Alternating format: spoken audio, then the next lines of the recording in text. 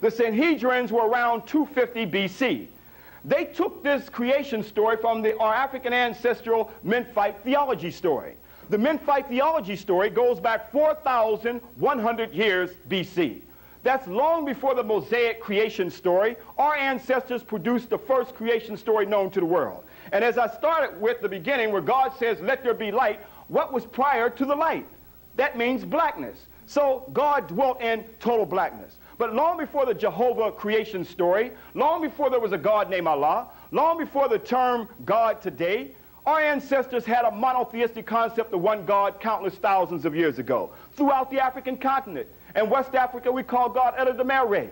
We see the Dogon said Amma. In Kenya, we said Ngai. So throughout the African continent, we had a concept of one God. But in Kemet, we had in the pre-dynastic period a God called P.T.A.H. P.T.A.H being jet black because our ancestors saw God in that time in our own image, and also that the key carbon atom for life in the universe is black. Now, P.T.A.H in Kemet was called the God of darkness. When I've taken groups back to Kemet and people hear, oh, the God of darkness, I don't want to deal with no God of darkness. But in the Bible it says, God said, let there be light. What was prior to the light?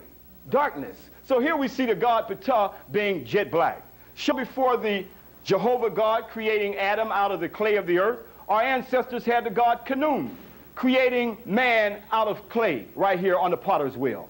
These are stories that our ancestors had, many creation stories, where people came in like vultures and picked at various creation stories down through the ages.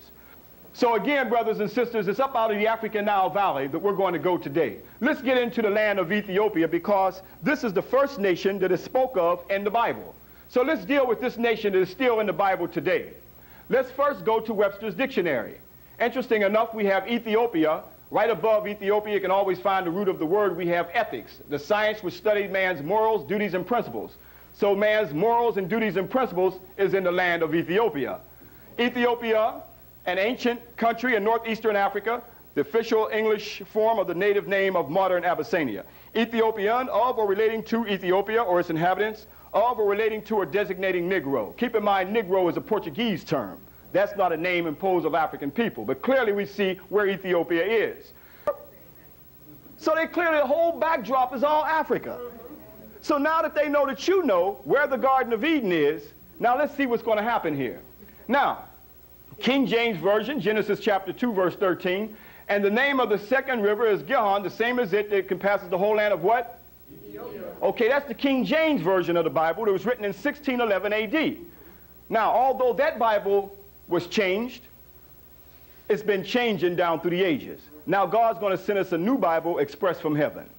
Express mail now is called the New American Bible. And in the New American Bible it says, and the name of the second river is Gihon, the same as it that winds all through the land of Cush. They changed Ethiopia to Cush. But those of us who know the ancient history of Ethiopia knows that Cush goes back to the ancient name Kish, and Cush is the Hebrew name for Ethiopia, right? But the footnote at the bottom it says, the land of Cush here in 10 and 8 is not Ethiopia now, as elsewhere, but the region of the Kishites east of Mesopotamia. So now you got Negroes who are going to the cemetery school or seminary school who don't have an African-centered point of view are going to be looking for Ethiopia and the land of the Kishites east of Mesopotamia. Where is the land of the Kishites east of Mesopotamia? Let's go after it. Using them? Now let's look at this. Here's the map. Cush says right here, Ethiopia, right? Yes. Well, let me show you what white folks have done. They have taken Ethiopia up out of Africa, moved it east. Here's Mesopotamia. East of Mesopotamia is the land of the Ashkenazi European Jews from the Caucasus Mountains. Wow. I didn't make the map. I'm just showing you what they have done. So by the year 2000, when God sends you another express Bible from heaven, nothing but white racist theologians revising the Bible as they see fit, they will have the new garden east of Mesopotamia in the Caucasus Mountains where the Ashkenazi European Jews are. But her name was called Dignish, and it's still, even in the oldest bone fossils in the land of Ethiopia in the Hadar Valley, they came up with a sister named Dignish right there in the Hadar Valley in Ethiopia. So even in their own research, it takes them back to Africa. And they say here in Time magazine, in the science section of the magazine, everyone's genealogical mother. Biologists speculate that Eve lived in sub-Saharan Africa. If family trees were charted indefinitely backwards, they would eventually converge on a small group of ancients who were ancestors of us all. Now, biologists suggest in a report to Nature that a single female living between 140,000 to 280,000 years ago in Africa was an ancestor as everyone on Earth today, and inevitably, and with the probably like creationists and many scientists are calling her Eve. So if now white folks see that even their scientists taking it back to Africa, they got to do something about that now. So they come up with Newsweek, the search for Adam and Eve. And they put a brother and sister on the cover. Gave the brother a jerry curl, gave the sister a weave. You know they had to be looking good for each other back then too. Huh? And we felt that this was okay. There was an Adam and Eve. We'll accept the story now. This don't have nothing to do with your African story. This is nothing but a misogynistic attitude, a hatred towards a woman, a creation of European Jews who had... Even U.S. News and World Report in September 21st, 1992 says, nowhere is more of the past at stake than in Egypt's Verdun Nile Valley. Nearly half the world's antiquities are here, chronicling more than 5,000 years of human history. Here are the artifacts of civilization's infancy, the beginning of agriculture, metallurgy, monotheism, or the concept of one God was already known. That's U.S. News and World Report giving it up. An empire as well as critical episodes in the evolution of Judaism, Christianity, and Islam. These are white folks in their own intellectual magazines, giving it up because they say if you want to keep something from black folks, just put it in a book. Showing this huge African colossal here where Napoleon came in 1798 and blew the nose off, that I deal with in another presentation for another time. Showing it's up out of the African Nile Valley where civilization came, brothers and sisters. It had nothing to do with no Fertile Crest region, as they try to tell us today, that civilization came from Mesopotamia into the Nile Valley. Horm Akhet, going back now, white folks are saying going back over 10,000 years ago. Some have tried to say it was Khafra of the 4th dynasty, but now they've proved that Horm Akhet goes back over 10,000 years ago. Horm Akhet's origin goes back to an ancient kingdom of Tasseti, and Tasseti's kingdom goes back over 26,000 years. But it's up out of the Nile Valley we took the civilization to the Tigris and Euphrates. In fact, you can see the recumbent lion of the early Sumerians in the Tigris and Euphrates, showing the Sumerians were the earliest civilization in the Tigris Euphrates. They call themselves the Blackheads who came from Ethiopia. Look at their features right here. You can clearly see that they were brothers. The original Holy Land, the original Taneter Holy Land came right up out of the African Nile Valley with our African ancestors. Huh? In fact, when we come down to the 12th dynastic period of Khnum-Hotep, we see that our ancestors are letting some of the people coming out of the desert to trade their goods. Some of the people were running from famine. Some of the people were hungry. This is from Khnum-Hotep's tomb, where our ancestors always let them come in. African people have always been a hospitable people. That's what caused a lot of our problems. But here we have a Menehet. His nose have been hacked out. This is the 12th dynastic period of Kemet. Huh? It's after the 12th dynastic period of Kemet that we see after this African right here, a full-scale invasion came into Kemet. And who were these people? They were called the Hyksos, these people right here. The Hyksos had a full-scale invasion into Kemet. And they came in plundering, destroying, set up in an area in the delta called Avaris. And even Josephus said that the Hyksos were no other than the people who call themselves the Jews today. So we got two historical records to show that these people enslaved us during the time of the Hyksos and also during the time when the slave ships took off from Portugal. That's right. And also from West Africa. We're also African people. The Elamites were African people. So Abraham himself was coming from an African origin himself. With approximately 70 people, he came wandering into the desert with his wife, looking for a place to go, to be fed, to be clothed, and so forth, as we get the story. But that he may have run into these Hyksos who were coming from a place called Matani, who invaded the Tigris and Euphrates Valley, because we do have documentation from the Murray tablets about these invaders who came from the north and destroyed first the Tigris and Euphrates Valley, and then they slowly came into the African Nile Valley, into the land of Kemet called Egypt today. So the question is, was Abraham part of the slaves that the Hyksos brought in? Was he a Hyksos himself? This is some research we have to do. But we do know that Abraham came into the land of Kemet. Everybody came into the land of Kemet. Everybody came into the land of Kemet. Moses grew up in Kemet. Joseph came into Kemet. Jesus at the age of 12 came into Kemet. Now you say today, I'm going to Africa. And people say, why are you going to Africa? I'm going back where they went. I'm going back to research because this is where the story starts from. I'm going back to interpret it from our African ancestral's point of view. He surely didn't have a religion until he got into the land of Kemet. You don't hear about Abraham having a faith or having a religion until after he comes up out of the African Nile Valley, where he has the traditions and the customs and morals to govern his people. So what did he get in Africa? Let's go after this. This is what Abraham is believed to look like. Clearly you can see, because he lived over there with his ancient Sumerian brothers, the Natufians and Edomites, you can clearly see he was an African. And clearly, let me say also that there's no one prototype that defines an African facial characteristic either, by the way. We got wide nose, thin lips, wide lips. There's no one facial characteristic or no one prototype that defines an African facial characteristic. In fact, Abraham looks just like some of our Ethiopian brothers who are there today, who call themselves Beta Israel, or the chosen people, we'll deal with in a few minutes. But once we get the story, this is how we get it. And the Lord appeared unto Abram. If you look at the Lord and you look at Abram, they look like brothers. In fact, they could pass for twins.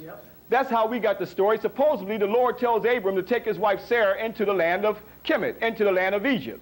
So he comes into the land of Egypt, and from this 12th century painting here, they clearly show the inhabitants of Egypt as being black. Why is it that from the biblical point of view, they always want to make the people black, but the historical account, they want to make the people white? Because the biblical account, they want to keep with that racist allegorical myth of the Ham story that we'll deal with later. But the historical account, they don't want it to be known that African people laid the foundation of civilization. Right. But let's deal with this to see what customs Abraham took up out of the African Nile Valley.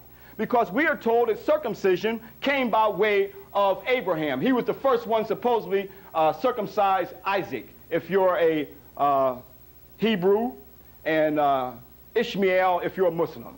In Genesis chapter 17, verse 10 and 11, it says, Jehovah says, "This is my covenant which ye shall keep between me and you, and thy seed after thee. Every man child among you shall be circumcised, and ye shall circumcise the flesh of your foreskin, and it shall be a token of the covenant betwixt me and you." So here we see that supposedly from this account, this is how circumcision started. But we can go back to the 6th dynasty of Ankh-Mahor and to the rites of initiation into manhood, showing the pulling back of the foreskin, showing circumcision was known long before Abraham came into the African Nile Valley. So hundreds of years before Abraham knew this custom of circumcision, it was already going on in the African Nile Valley. Joseph was sold into slavery by his own brothers to the Ishmaelites, according to the Bible, for 20 pieces of silver. Now, 200 years after Abraham, Joseph comes into the land of Kemet. Who was on the throne then? Every librarian in the United States will tell you this. During that time of Joseph, the Hyksos were on the throne, who were enslaving our own Kemetic Africans of the African Nile Valley. We were enslaved ourselves by the Hyksos. So Joseph came into a land of a people who didn't belong there themselves. And if the biblical account says that the Pharaoh gave Joseph his daughter, we also know that couldn't have had nothing to do with African people, because we had a matrilineal system. We saw that our daughters were goddesses. We would have never given our daughter up to a foreigner. But the Hyksos gave away African Kemetic daughters because that was their custom. But it was not the custom of African people. Clearly tells us that the Hyksos were on the throne at that time, who had us enslaved at that time. Let's go look at some of the other customs of Joseph. Often quoted as a striking Egyptian parallel to the biblical story of Potiphar's wife's attempted seduction is the tale of the two brothers from the 19th dynasty Abini Papyrus. It says right here in the Abini Papyrus, let's look at the comparison between our ancestors' papyrus and Joseph, and so see how this story was plagiarized from our African ancestors. Then she, the older brother's wife, talked with him, saying, "There is great strength in you. Now I see your energies every day." And she wanted to know him as one knows a man. Then she stood up and took hold of him and said to him, "Come, let's spend an hour sleeping together." Then the lad became like a leopard with great rage at the wicked suggestion which she had made to him. "See here, your husband is like a father to me. What is this great crime which you have said to me?" Let's look at Joseph now. Now Joseph was handsome and good looking, and a time came when his master's wife took notice of him and said, "Come, lie with me." But he refused and said to her, "Think of my master. He has entrusted me with all he has. How can I do anything so wicked?" Literally plagiarized from our African ancestors' Abini Papyrus. Let's go look at other stories. How about the story of Moses now? Moses opens up in the Bible where supposedly the Pharaoh's daughter takes him out of the basket, out of the bulrushes. Is that right? Now, this is a white folks' pictorial Bible that clearly show the Pharaoh's daughter has been black, clearly showing her being an African with African braids, not French braids. Huh? And then they clearly show Moses as being lily white. Now, brothers, if your daughter come in the house with a lily white baby, and the baby just grows right up and you don't even notice this lily white baby running around, you're going to ask some questions where this baby came from. But where did this story come from, brothers and sisters? Because we are told that Moses, who was pulled from the bulrushes, was born in the area of Goshen, grew right up there in Egypt, and became a high priest. But let's see where the story came from. Let's see that right there in Kemet, our ancestors told a story long before Moses pulled from the bulrushes, where Isis had to hide in the papyrus swamps because Set was out to kill Horus. And she had to hide in the papyrus swamps. Look at her crown and her hair. They even took the same crown and the same hair, and just as it is on the pictorial white folks' Bibles. Showing you they copied this story directly from your ancestors. And they clearly have a white baby, Moses, who's been pulled from the bulrushes. Notice the head crown. Look at Isis' head crown and the braids. Same thing. But notice that Isis is in the papyrus swamps with her child Horus, but here we see the Pharaoh's daughter is in the bulrushes with Moses. Huh? This story was literally, that we see Moses in the bulrushes, was copied from here. But we have not known our story because we've been locked up in a place called America for 400 years, and this is the only thing we've known. Go and read Moses and Monotheism by Sigmund Freud, where Sigmund Freud talks about that the God Aten was no other than Moses' Jehovah. Let's go on, brothers and sisters, because this is a bus taken by a good friend of mine, Khalid Muhammad, and he went to Tel Aviv and he asked the people there, do you believe Moses to be black? And they said, yes, it's common knowledge. Whoa. Jet black. Moses' name is an African name. In fact, some even say that Moses may have been none other than Ahmose the First, who opened up the 18th dynasty, because that's the only expelling of a large group of people was by Ahmose the First. Huh? Thutmose, Ratmoses, one who's loved by Ra. This is an African Kemetic name. But we get the story that Moses was born in Goshen, grew up in Egypt, a high priest, and if he was a high priest, he had to go to school for 40 years. But yet, once we get the Michelangelo's version, this is his version of Moses. Totally different from this one in Tel Aviv, don't you think? Because Michelangelo went around resculpturing everything. In fact, let's go look at this story even further. In Exodus, we find that Ruel asked his daughters, how is it that you have come so soon today? And they said, an Egyptian delivered us out of the hands of the shepherd and also drew water enough for us to water the flock. They didn't see Moses as a Hebrew, because Hebrew was his religious faith. His ethnic identity was a Kemetic African called Egyptian in the Bible. But here we see Tahuti, the great lawgiver, the first concept of the lawgiver. If Moses was a high priest, he had to learn from the 42 books of Tahuti. And we did not worship the ibis bird. It was an attribute of intelligence in writing and science, with the long bill representing the pen. That's what it represents, holding up the golden brass to Setiwan, giving him life. This relief here right there in Setiwan's temple, white folks copied it. And how do we have it today? Now Moses becomes the great lawgiver, holding up the serpent of brass. Literally copied from African people. And now we are told that some Jews were in Egypt, enslaved in Egypt.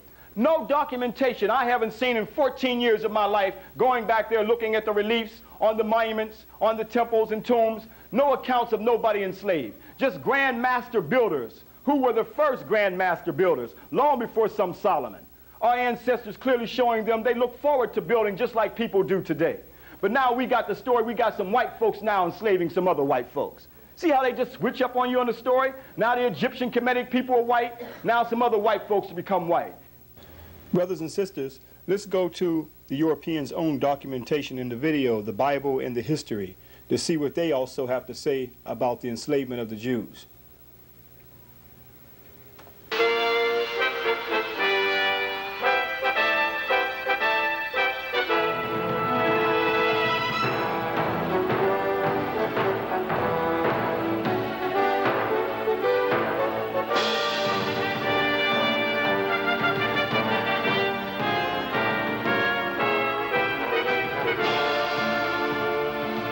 This is a health warning.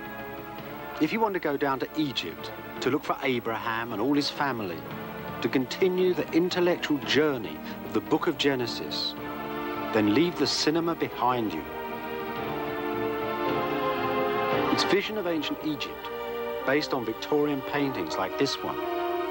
Egypt never enslaved other nations, nor did it build pharaohs' tombs with foreign slaves. This tells you a lot about the 19th century, but almost nothing about ancient Egypt. John chapter 8, they say, we be of Abraham's seed. We were never in bondage to any man. Huh? So they're saying themselves that they were never in bondage to any man. Who were the oracles talking about saying that you would be enslaved for 400 years? We go back to it because Josephus, as I said earlier, he says, it is now clear that unfree labor slaves did not play a role in Egyptian society during the Old Kingdom. In fact, for the Jewish people to have played any kind of role in the Old Kingdom is an impossibility, for there is no record of their existence until around 1674 BC. Josephus, who lived around 37 to 100 AD, Jewish statesman and historian, commented that the Hyksos were the ancestors of the Israelites. As modern historians will now attest, this fact is undoubtedly true. The Hyksos invaded Lower Egypt following the 13th dynasty. They pillaged and destroyed thousands of statues, maimed and killed an undisclosed number of Egyptian inhabitants, and mercifully raped the women of the kingdom. Doesn't that sound like a familiar account? This domination of Lower Egypt persisted for 2 centuries. How ironic, the Jewish people identified themselves as the former slaves of Egypt, when in fact their ancestors, the Hyksos, ruled and enslaved the Egyptians for 200 years. This is Josephus, a European Jewish historian right here, documenting this. That's why they keep jumping up anti-Semitic, because they fear that you're getting closer and closer to your story, and don't want you to know about your story. Because once you know about your story, you can see that their story has no validity whatsoever, but robbing and thievery from your African ancestors. Brothers and sisters, let's return back to Kemet, back to Karnak Temple, and learn more about these Hyksos who invaded our land. It says creation, Adam and Eve in the garden, Cain and Abel, Noah and the flood, and the Tower of Babel. That's all we know. And then it starts with Abraham. So your history of all that you see here has been erased. And every time we speak of history, the only thing we can think of is Adam and Eve and Abraham. Because the barbarians took it over and erased your story of the creation story, of the Memphite theology story that they made their creation story from, as well as many other creation stories. This is what we got to understand, that Josephus said that the Jews were no other than the Hyksos who came in and invaded our land, enslaved us for approximately 200 years, and turned the story against African people. That's why you're going to see continuously where they got the stories from. Now, here again, Manethos talks about, now you can see the Hyksos who came into Egypt, and Manethos said, unexpectedly from the region of the east came men of unknown race. Confident of the victory, they marched against our land. By force, they took it easy without a single battle. Having overpowered our rulers, they burned our cities without compassion and destroyed the temples. All the people were treated with great cruelty, for they slew some and carried off the wives of children of others into slavery. Doesn't that sound like a familiar account? This period is documented around 1650 or 1750, right around the same time of Abraham. Now, it was this brother that we showed again, Ahmose I, who finally expelled them out of our land. Now I'm showing this in reference with the temple, how our ancestors, you're witnessing, recording these people who came into our land, who invaded until Ahmose I finally expelled them. Again, we want to give you documented evidence to show you that we were at war with these people who invaded our land. We did not have anyone enslaved, but in fact the Hyksos enslaved us for 200 years. It's an ancient historical war from the time we've had contact with them. Makari Hatshepsut, she even makes her account herself. She says, 2 generations after the Hyksos had been expelled from the country, the great queen Hatshepsut thus narrated her restoration of the damage which they had wrought. She says here, I have restored that which was ruins. I have raised up that which was unfinished. Since the Asiatics were in the midst of Avaris of the North Delta, and the barbarians, she's calling them barbarians, as she should, were in the midst of them the people of the Northland, overthrowing that which had been made while they ruled in the ignorance of Ra, or in the ignorance of God. And that sister was a serious sister, and that's the sister Makari Hatshepsut that you see right here, who also took at that time, held the throne of Kemet, and also made sure that the Asiatics, the Hyksos, did not come in and destroy again. And that's who you have right here, and that's why she's facing this plate right here, the enemies of our people. But the enslavement of our people is the fact that we have been conditioned to stay away from this land and to stay away from Africa, so we can't come back here and read these reliefs, document it right here on the temple. So how can we go along and call for multiculture when this sister, Makari Hatshepsut, is looking at the enemies of our people? Multiculture is nothing but academic integration to mix your story up so you'll never know it all over again. So we're coming back here and hearing the words of our ancestors and those who knew what happened in that day, and that's why they had to turn the story against African people. So you're coming back for an eyewitness account, not for spiritual enslavement, but for spiritual freedom, for the emancipation of our souls, for the resurrection of African people. Yes, okay. Utmost the first who opened up the 18th dynasty. Opening up the 18th dynasty because he expelled the Hyksos out of our land. His father, Second Enrei, lost his life on the battlefield because he is the one who first started to fight the Hyksos first, then his son Thutmose, and then his son Utmost the first finally expels the Hyksos out of our land. I got to be strong with this, brothers and sisters, because I know my story. So some even say that Moses may have only been Utmost the first. They took from this brother Utmost the first and made a Moses. So the Exodus, as I said, it was Utmost the first who expelled them out of our land. That's the only documentation of any large-scale people expelled out of our land. Brothers and sisters, let's go to Europeans' documentation on the Exodus to further validate this. Palaces here, unlike Ramesses' statue, you can't actually find any archaeological evidence that the Exodus ever took place. In a country where thousands upon thousands of documents have survived, that is very extraordinary. There's not a hint of Israel in Egypt in the ancient texts, nor of the biblical Exodus. In fact, the Exodus never took place in history as the Bible describes it. In the 19th century, lots of English vicars used to come to the Sinai Desert to escape the English winter and to look for Moses and the traces of the Exodus. Most of them were only here a few days, of course, before they discovered there was just no way that 600,000 people could survive in this wilderness. There are other problems too.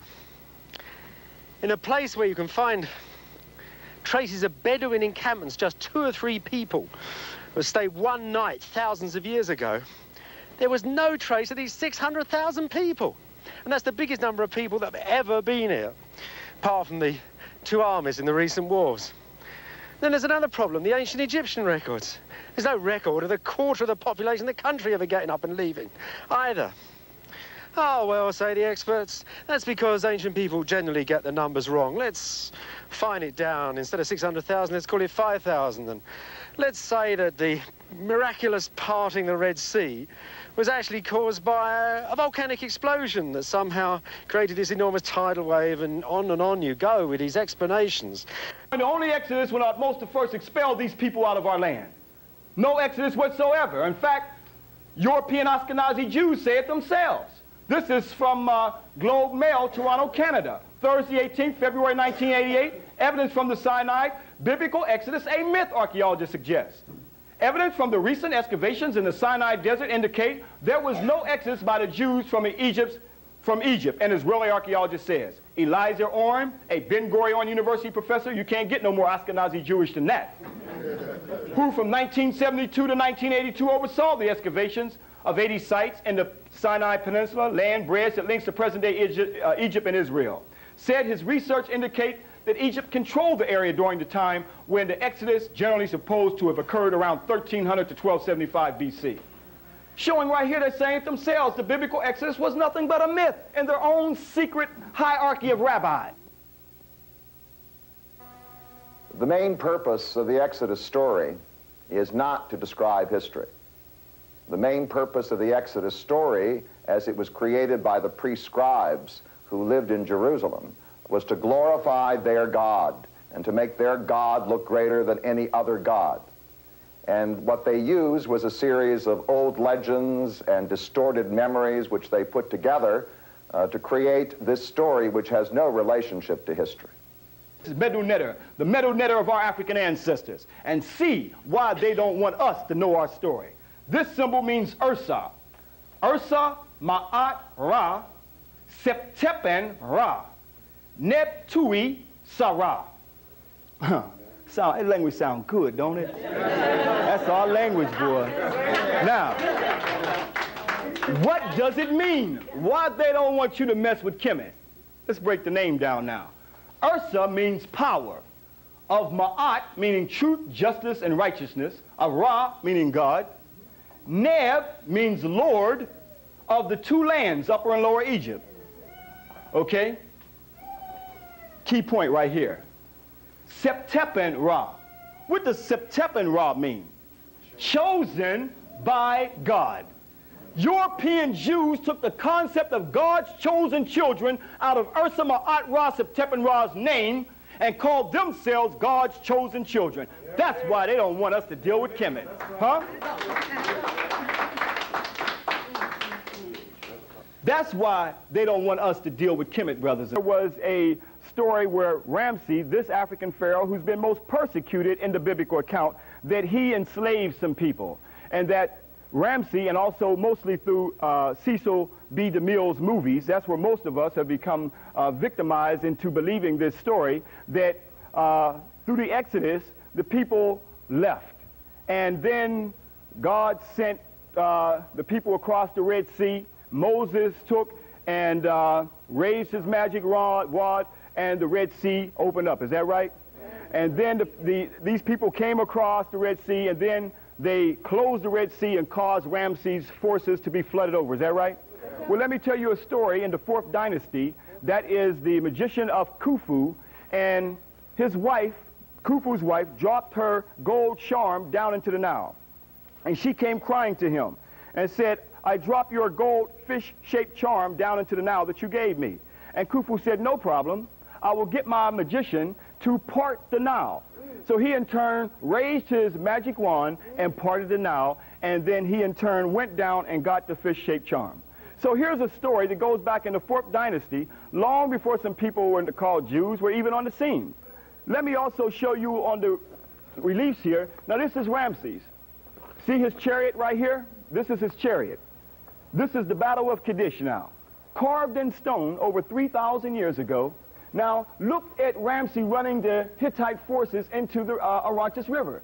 Notice the chariots upside down. Just like you would see it in Cecil B. DeMille's movie on the Exodus, or Moses, showing, but the story is that Ramses' army is being flooded out. But here's the exact story showing the Hittite forces upside down. Some of the men are even floating on the water right here. See them? And the chariots, look at some of the chariots upside down. So somebody came here long ago and copied this story and turned it against African people and claimed it for themselves, because these temples were under the sand for hundreds of years. They were dug out during the rise of, as I said before, European Egyptologists.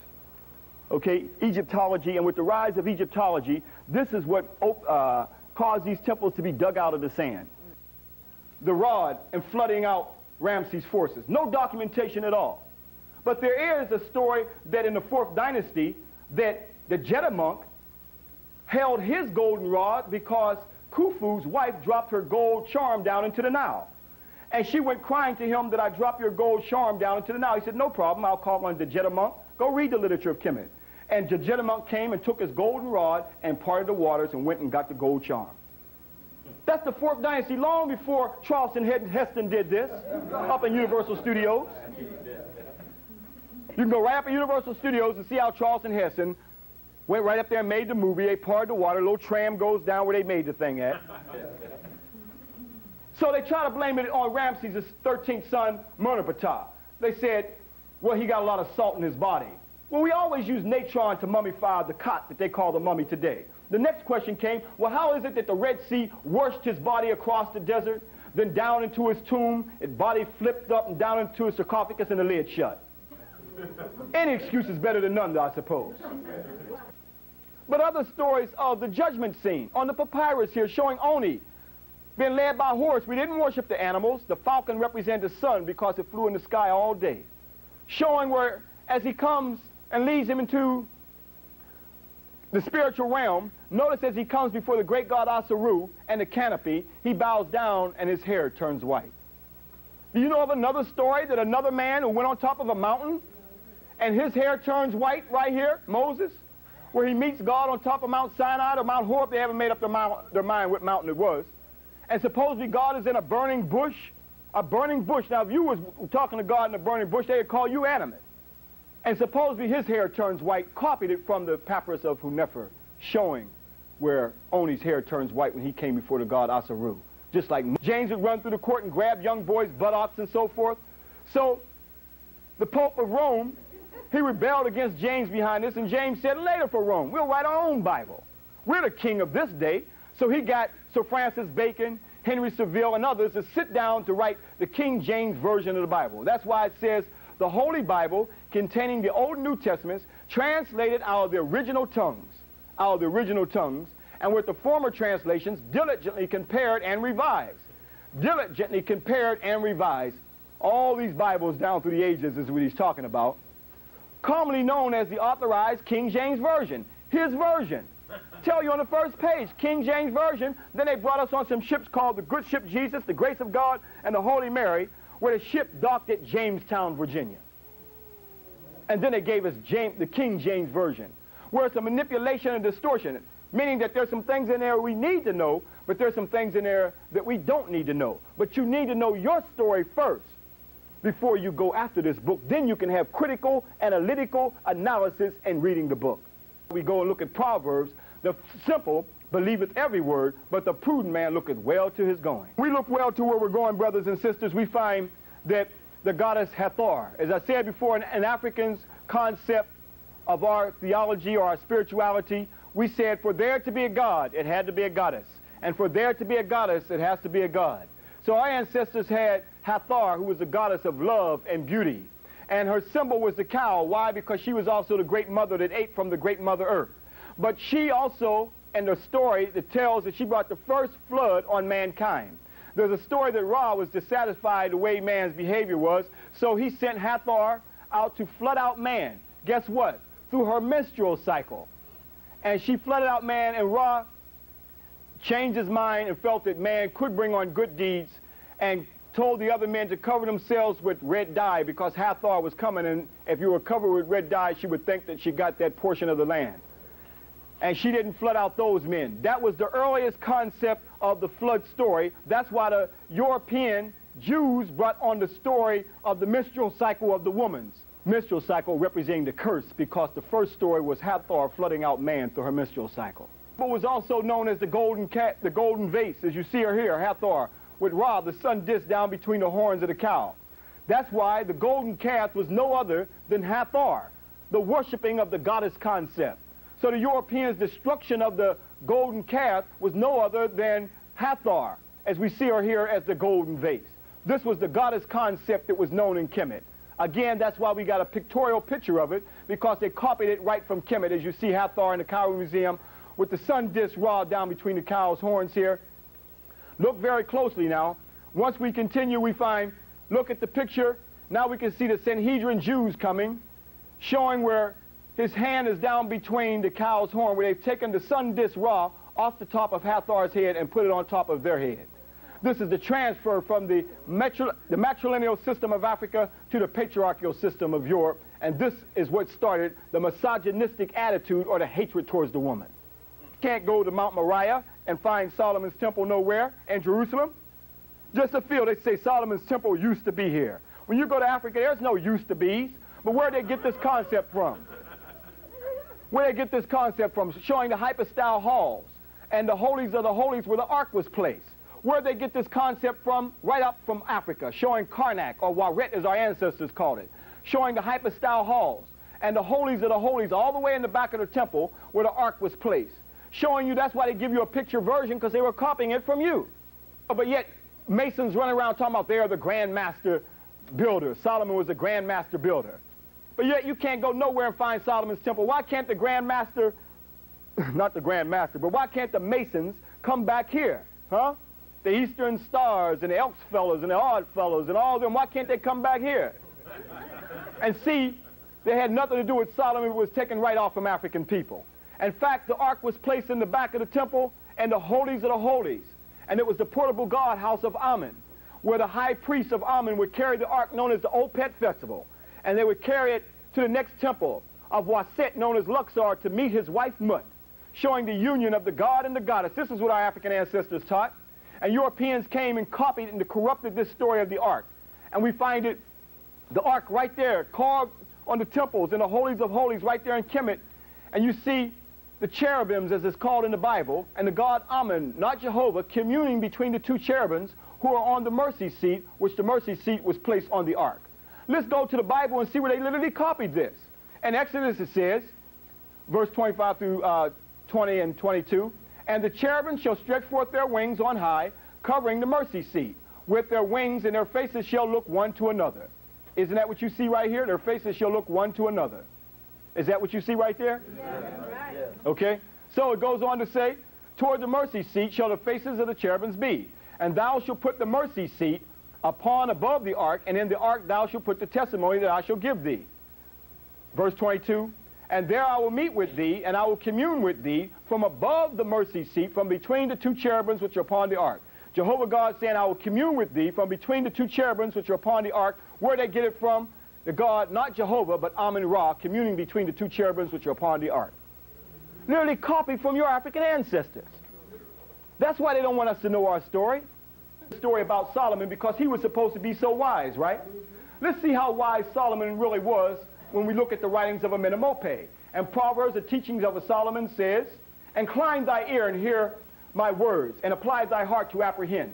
It is pleasant if thou keep them in thy belly, that thy may be fixed like a pig upon thy lips. Amenemope, long before Solomon. Give thy ear and hear what I say, and apply thy heart to apprehend. It is good for thee to place them in thy heart. Let them rest in a casket of thy belly, that they may act as a pig upon thy tongue. Literally plagiarized or copied. Solomon, have I not written for these 30 sayings of counsel and knowledge, that thou mayest make known truth to him that speaketh? Amenemope. Consider these 30 chapters. They delight, they instruct knowledge how to answer him that speaketh, and how to carry back the report to one that sent him. Solomon, rob not the poor, for he is poor, neither oppress the lowly at the gate. Amenemope. Beware of robbing the poor and oppressing the afflicted. Literally copied from your ancestors. So how wise was Solomon? And like Abraham, who took African women, we also see Moses took African women. Solomon also took African women as well. They all came in and taken African women. And this is the European version of all of it right here. You see that supposedly the daughters of Solomon is not taken too pleased to this. So let's see how they're going to deal with this in the Bible. Now, this is what they say that Makeda says. I am black but comely, O ye daughters of Jerusalem. And the Greek version, I was black and beautiful, though. They changed it. As the tents of Kedar, as the curtains of Solomon, look not upon me because I am black, because the sun has looked upon me. My mother's children were angry with me. They made me the keeper of the vineyards. She was black because the sun Ra kissed her, and she was not the keeper of the vineyards because she ruled over a kingdom in Ethiopia. Huh? So now we are told in the Judeo-Christian stories, European Judeo-Christian stories, that the reason why she has blonde hair, because she has to go through the baptismo to make her white. So that's why the sister, when she has blonde hair, hey, sis, you ready for the baptismo? Got to bring the little contemporary up to the day, too, you know.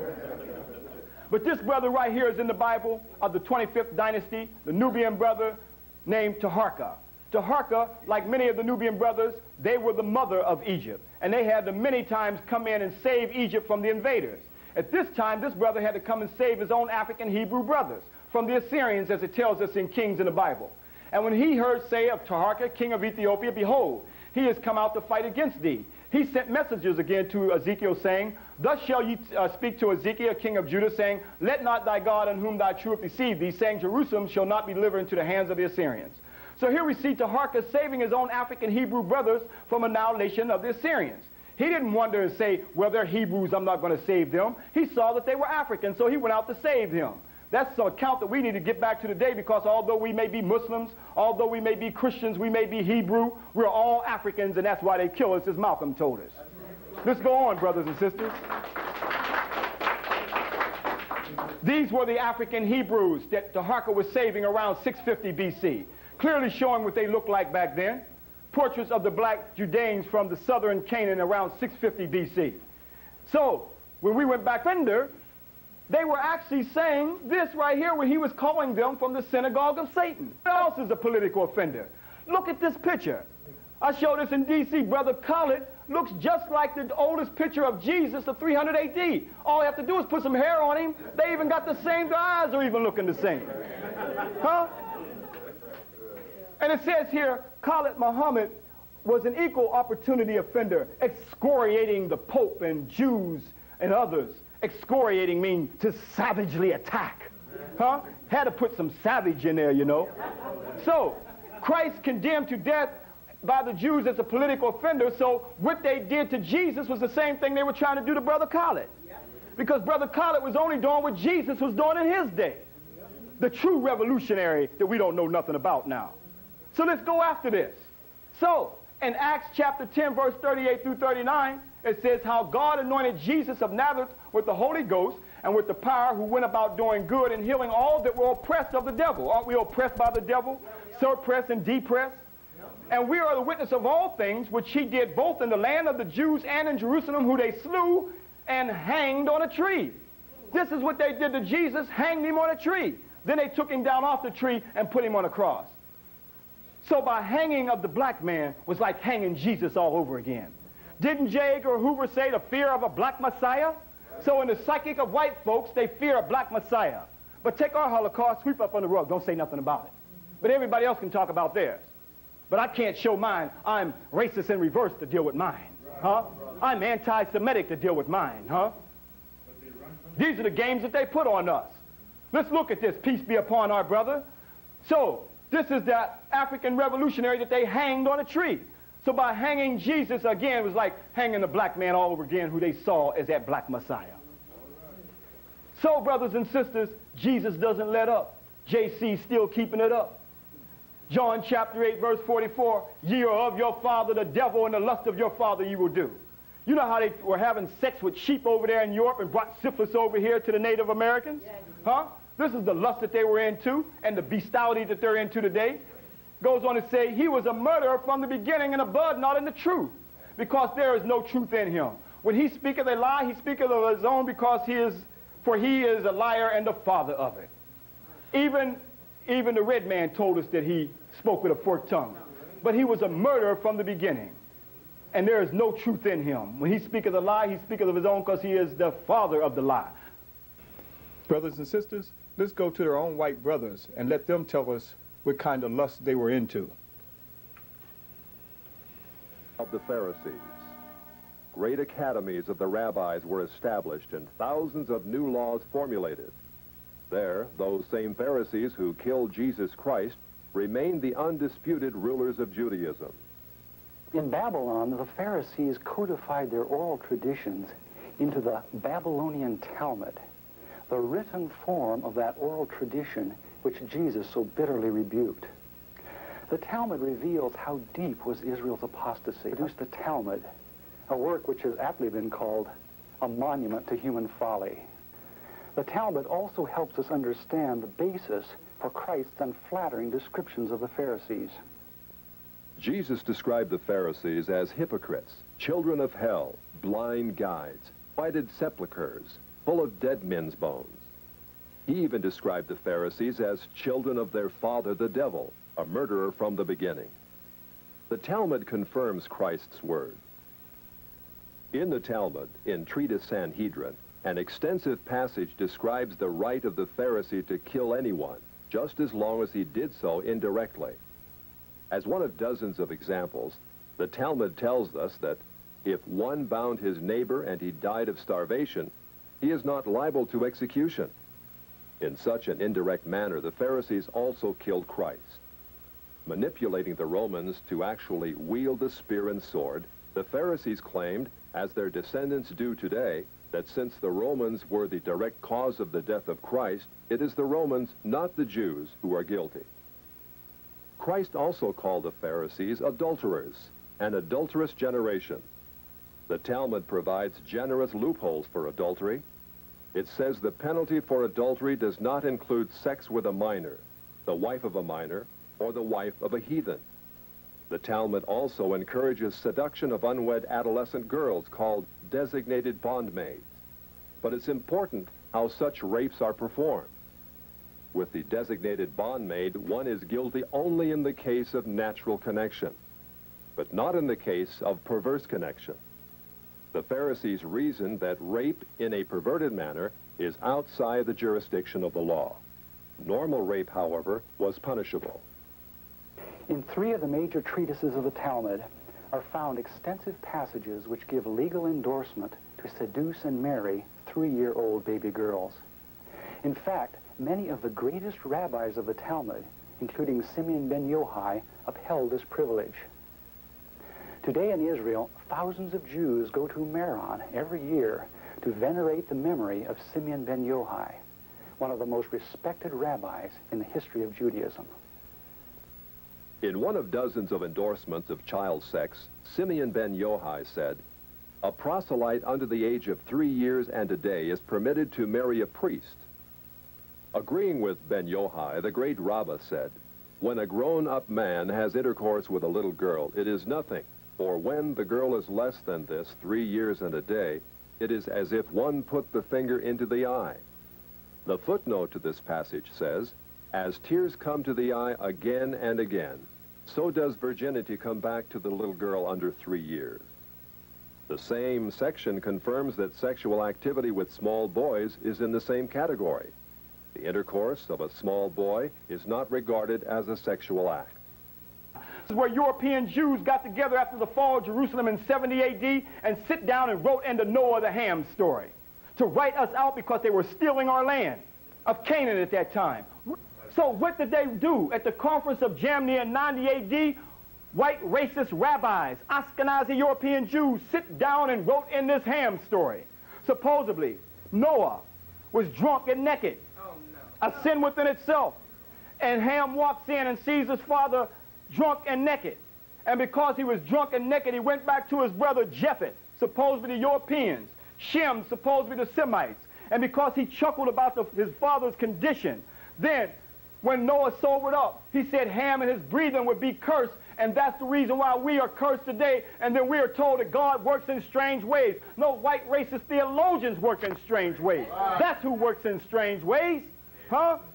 This is the curse story that they put on us that caused the spiritual murder on African people. And let's see where it ended up in the Babylonian Talmud in 550 AD. We got to know our story. Let's look at it. Let's see what happened here. European version of the Babylonian Talmud. The first of the 6th century Christian era racist version of the standard interpretation and translations of the Pentateuch. Translations of the Pentateuch. That's the book that was written 700 years BC. By who? Eastern European rabbis and other scholars. By who?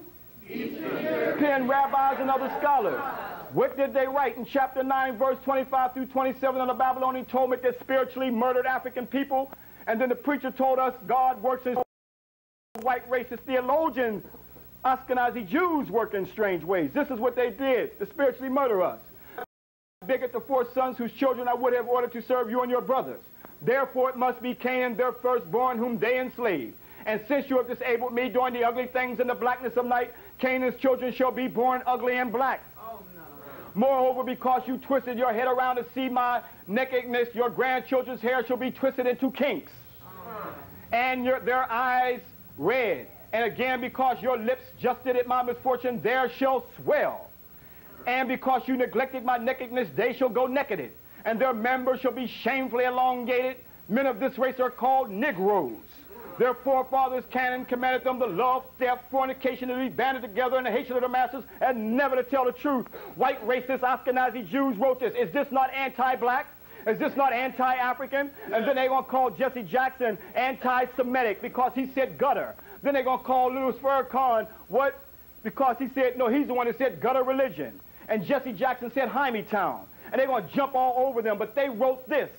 To spiritually murder us, and nobody stood up on this. That's when the senator, during the time of Clarence Thomas' hearing, said, this is Tomanism, when they were talking about the long dong silver. Huh? Because they said we'd be shamefully elongated. This is what the European Christian senator was even talking about. And we still didn't pick it up because we don't know our story. Let's look at it now at a particular time. So let's look at Joshua and see, once we go through the Bible, we can understand it more now historically. So Joshua smote the country of the hills, and of the south, and of the vow, and of the spring. and all their kings. He left none remain, but utterly destroyed all that breathe, as the Lord God Israel commanded. We better get us a God that commands something. They got them a God that said kills everything that breathes. What happened to thou shalt not kill? That means the ants, everything, the animals, everything that breathes must go. This is genocide. This is a genocide God talking here. Joshua, he keeps it up. And they burned the city with fire and all that was therein. Only the silver and the gold and the vessels of brass and of iron they put into the treasure of the house of the Lord. We're going to take our land and strip it down and take the gold and silver. That's why they call themselves Silverstein. Goldstein for the gold that they stole out of Africa. Jewelstein for the jewels and rubies that they've stolen up out of South Africa. Where brothers and sisters died in mines in South Africa. Where the diamonds run from South Africa to Tel Aviv to New York City. Got the Oppenheimers and the Gebeers. They have set up the gold mines and the diamond mines right there in South Africa. The fact that we may find out who we are and our story means that they cannot exploit us out of our minds. That's why they jump up every minute, anti-Semite, anti-Semite, anti-Semite, knowing that you're getting back to your story now. Brothers and sisters, let's go to European Jews' own documentation so they can tell us how they're exploiting our homeland, Africa.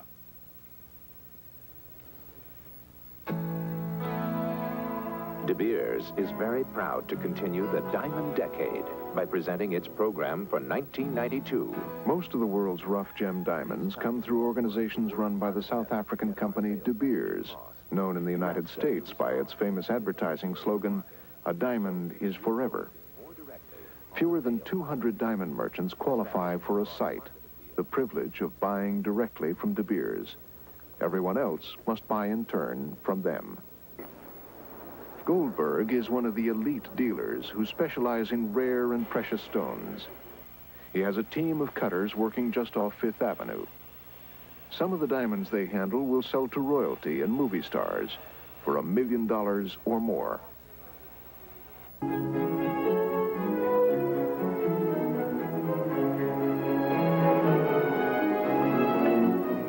On a hill in Johannesburg, South Africa, is the private estate of the family that controls the diamond empire. These are the Oppenheimers.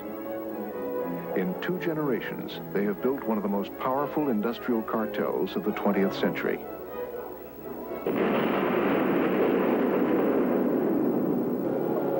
The diamond mines of southern Africa are the heart of the diamond empire. Diamonds were found over the border to the north in German Southwest Africa. A young German-born diamond dealer in South Africa went there to investigate. His name was Ernest Oppenheimer.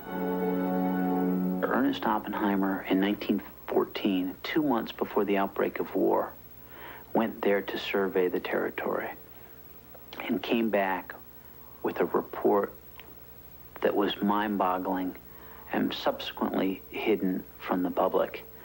The fact that this was the richest diamond field in the history of the world. It was an alluvial field, meaning diamonds were on the surface, you could go pick them up.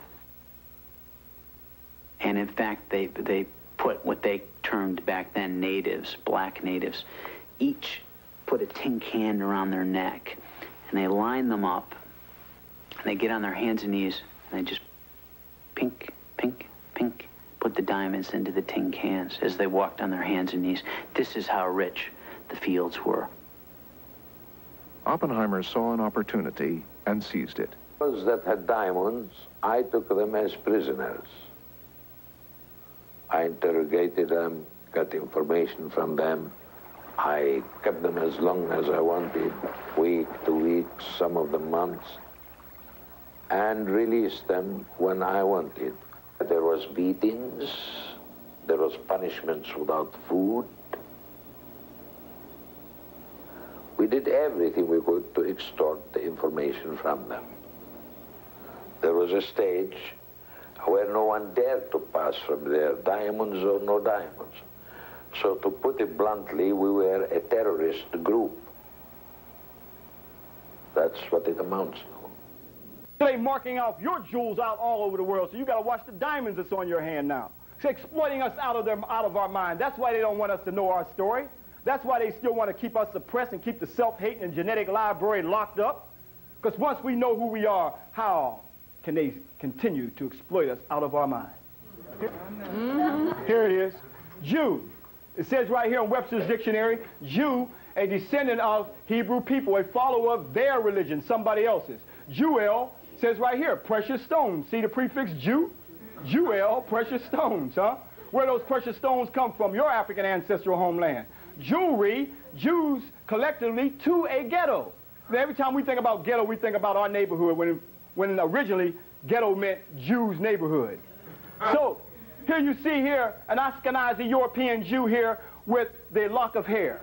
This lock of hair was taken from your African ancestral's concept of a rites of initiation into manhood with the Horus lock right here. That's why they don't want you to know your story. And now they're going to put a story out there called Stargate. I'm still a monotheistic concept of one God. Just like I said, at one point God is called El, another point God is called Elohim, another point God is called Yahweh. So, different names at different period of time. If that's not polytheism, don't come in Africa saying polytheism or the concepts of many gods. But Amen. We still say Amen at the end of our prayers, a jet black God. This is the God that you got to put down into your genetic library, down in your collective subconscious. So when you say Amen, this is the God that's going to regurgitate up. Amen, the hidden spirit that's in all of us. Amen, the hidden spirit that permeates throughout all the universe. Huh? But yet, you go to the temple of Karnak, called Waret, that was built for Amen. And you see Amen with the celestial feathers of Ma'at. Ma'at was the moral ethical codes of truth, justice, and righteousness. But notice that Ma'at, the feathers of Ma'at, looks just like what? That you may know as the tabernacles. Copied right off of the temples right there in Kemet. That's why they don't want you going back to Kemet.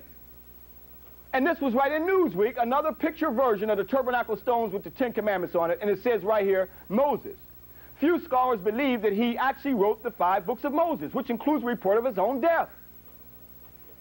So when I was in Ghana, I was driving down the street and I saw this huge mural, and I saw some brothers and sisters here, and I had to stop and take this picture because the mural was of the 10 Commandments. And I think one of those commandments says, thou shalt not steal. How you think we got here? Somebody was doing some serious stealing. Didn't pay no attention to those commandments. Huh? No. Killing and murdering us. Stole us and murdered us. One says, thou shalt not kill too. But where did these concepts of the 10 Commandments come from? Once we open up our African genetic memory bank, we'll see where they came from. Even in Acts in the Bible, it tells you where they came from. In Acts chapter 7, verse 22, and Moses was learning all the wisdom of the Egyptians and was mighty in the words and deeds. What wisdom and what deeds? Let's go after this. It says the 10 Commandments originally came from the 147 laws of Ma'at that they changed to negative confessions of the Kemetic Africans. Written 4,100 years BC on the book called Per-em-Heru, that's what we call it, until Wallace Budge changed it from coming forth by day and by night to the Book of the Dead because they were robbing our African ancestral sacred tombs. It says, I have not committed theft. But the P.T.A.H, or the 10 Commandments, written 700 years BC, Moses was already dead. It says, thou shalt not steal. Your ancestors, I have not slain man or woman. 10 Commandments, thou shalt not kill. Your ancestors' laws of Ma'at, I have not uttered falsehood. 10 Commandments, much later, thou shalt not bear false witness against thy neighbor. Your ancestors' laws of Ma'at, I have not defiled the wife of a man. 10 Commandments, thou shalt not commit adultery. Why does it say I have not opposed to thou shalt not? Because according to Sigmund Freud, when Moses took these people out in the desert, they didn't know the moral ethical law. But we knew the moral ethical law. We said, I have not done this. But the barbarians did not know the moral ethical law. And like a child, thou shalt not do this, thou shalt not do this. But we said, I have not. You can go back to the Valley of the Kings in Ramses VI's tomb and see written in Medu Neter, 147 laws of Ma'at, written right there, carved in stone and also painted.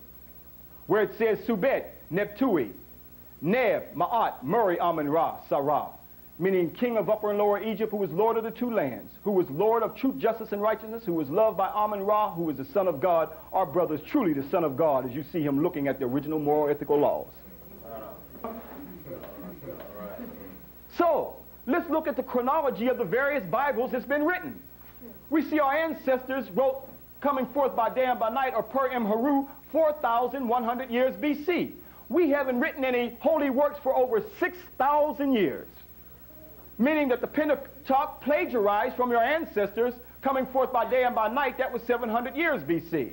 The Septuagint version of the Bible, or the first Greek version of the Bible, is around 250 BC. Coming all the way down to Queen version of the Bible, the first Christian New Testament, coming down to the St. Jerome Latin Vulgate version, the Roman version, around 430. Then coming all the way down to when the Holy Quran was written around 670 AD. Also, let's look at the Babylonian Talmud, one of the most racist European Bibles, written around 550 AD. The John Wycliffe version of the Bible, coming all the way down to the King James Version, written around 1611 AD. Of a February 1st, 1992 meeting between Nixon and the evangelist Billy Graham, in which there was considerable discussion of the terrible problem arising from total Jewish domination of the media, agreements that this was something that would have to be dealt with. Now, these are other white boys talking about their own brothers, see? At one point, I'm meaning that they mad at them because they got out the caves first. At one point in his diaries, Holloman noted that Graham has the strong feeling that the Bible says that there are satanic Jews, and that's where our problem arises. So they themselves talking about there are some satanic Jews. They are no different either. So let's go look about how they talk about Jewish domination of the media right here. Let's go see what they're talking about here. Why does such Jewish-led radicalism prosper? Largely because the television media promotes it. And who owns the media? In its article on television, the Encyclopedia Judaica reveals that the big three television networks are Jewish-founded and controlled. David Sarnoff founded NBC in 1926. CBS was founded under the presidency of William S. Paley, also Jewish. ABC was an outgrowth of the NBC network, and another Jew, Leonard Goldenson, became its president. Gentiles usually occupy the visible out-front positions, but each of the three networks remain under Jewish influence or control. According to the famous Lichter-Rothman poll of 104 top-level media executives, published in Public Opinion magazine, Jews also dominate the lower levels of network broadcasting. Although Jews constitute less than 3% of the American population, a whopping 59% of TV executives surveyed were Jewish. The Encyclopedia Judaica, in its article on motion pictures, paints a similar picture of Jewish control of the movie industry. With the exception of United Artists, it says, all the large Hollywood companies were founded and controlled by Jews. The largest of all entertainment monopolies, MCA, called the Octopus because of its domination of the entertainment industry, was likewise founded and controlled by Jews, such as Jules Stein, Lou Wasserman, and Taft Schreiber. In its article on publishing, the Judaica presents lists of dozens of the largest publishers in America owned or controlled by Jews. Take a closer look, because now you can see the true people who run this country is Jewish economic power, because map out the star above the eagle's head and you can find the 13 stars representing their 13 tribes, as they call it. Showing the 13 stripes and the 13 arrows and the 13 leaves. All representing 13 for the European Ashkenazi Masons that copied from your ancestors' temples and tombs. Right. And now they're going to put a picture out there called Stargate. Because they're afraid, brothers and sisters, that your African genetic memory bank to your ancestral story is slowly open up. In fact, we go back and see it was European Jew Masons that set up America. You see Ra, symbolizes a falcon with Ra, the sun, on top of his head. Showing, look closely now and see the dollar bill, you see the eagle now, where they got the concept. Where our ancestors carved it in stone, it was the falcon that they turned into the eagle and put the six-pointed star on top of the eagle's head, which originally it was the sun Ra on top of the falcon's head for Horus. So again, I want to show through the reliefs that your ancestors left you, to show you again that the Western world, and specifically speaking of the United States, the place that we see so many symbolisms that we don't realize that these symbolisms are your African ancestral symbols. And we want to again see that George Washington, as I said before, who was part of the Illuminati system, who took the concept from the Sons of Light, who became illuminated once they had opened up their sun and bottom, their supreme good, to see that spiritual knowledge. So here was the foundation of 360 degrees of spiritual knowledge that the Western Masonic system calls 33 degrees, which they do not have 360 degrees of the complete knowledge, which is spiritual knowledge. But here you have Horus right here with the Shenu on the talons of the eagle, and then Ra on top of his head that you see right here.